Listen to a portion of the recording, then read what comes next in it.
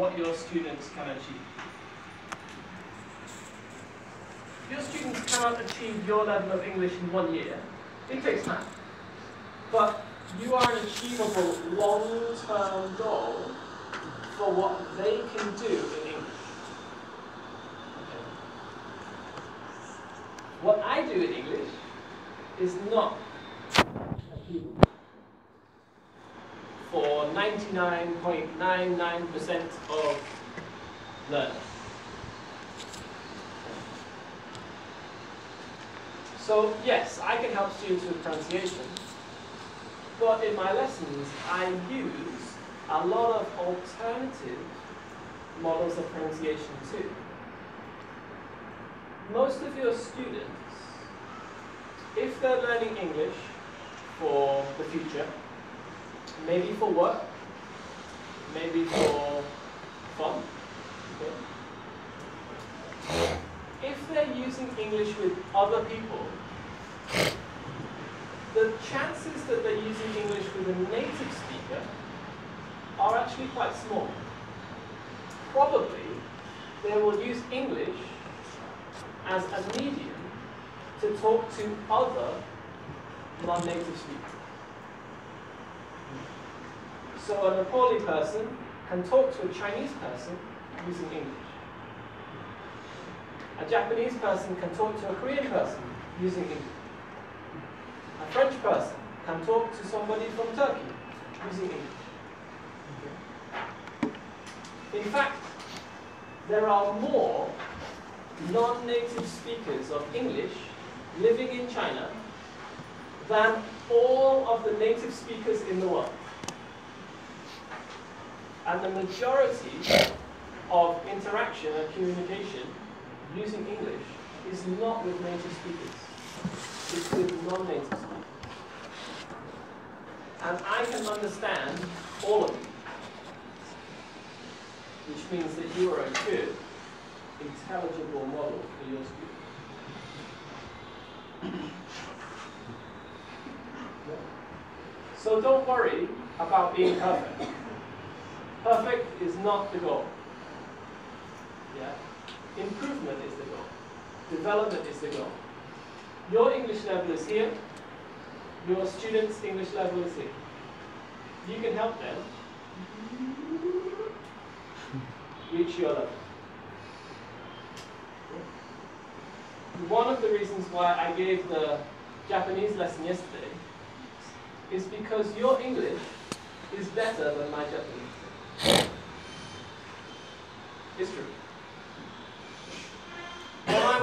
When I was still living in Japan, maybe my Japanese was about the same as your English.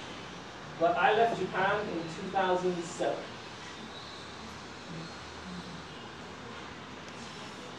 And I've been a very bad student because I have not practiced my Japanese. Because I haven't needed to.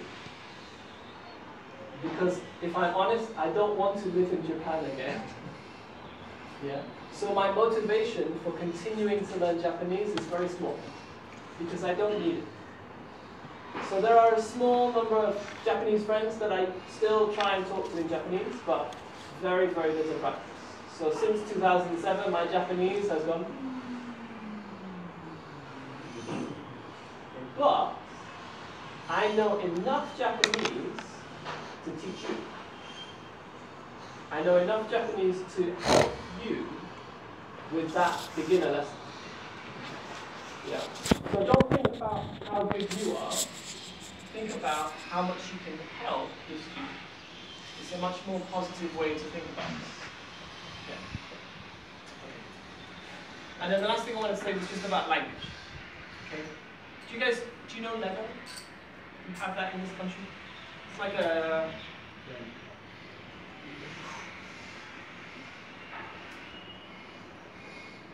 children's blocks. You can build things together. Yeah? You kind of recognize them? When I think about language, I think that language is like Lego. There are some tiny pieces, some medium-sized pieces, and some big pieces.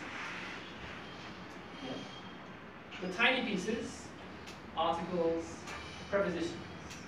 Yesterday, we said, oh, students always get articles and prepositions wrong. I don't care. You guys get articles and prepositions wrong. Me and Chetraj were looking today at the test. What was the test? Comprehensive passage? Yeah. Okay, we were looking at that. The articles and prepositions are all wrong. That's the test. Okay.